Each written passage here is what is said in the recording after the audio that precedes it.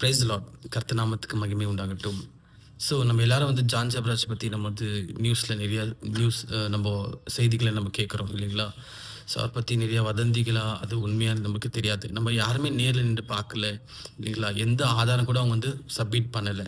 ஆனால் எல்லாருமே வந்து அவர் மேலே இந்த மாதிரி பழி இந்த மாதிரி காரியத்தை போடுறது எனக்கு தெரிஞ்ச வரைக்கும் இது உண்மைன்னு சொல்லி படலை.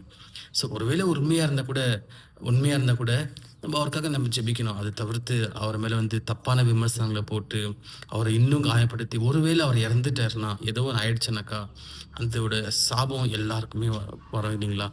அவர் ஏன் நம்ம திட்டத்தை விட அவருக்காக ஜெபிக்கலாமே. ஜான் ஜெபராஜ்க்காக ஜெபிங்க. அவருக்கு ஒரு குழந்தை இருக்குது, அவருக்கு ஒரு மனைவி இருக்குது. மனம் திருந்துவார். மேபி தப்பு பண்ணியிருந்தா மேபி மனம் திருந்துவார். பட் அவருக்காக ஜெபிக்கலாம். கர்த்தர் அவருக்காக ஜெபிக்கும் போது உங்கள் குடும்பங்களையும் உங்கள் பிள்ளைகளையும் கர்த்தர் ஆசீர்வதிப்பார். ஸோ அவர் மேலே வீண் பழி போட வேண்டாம்.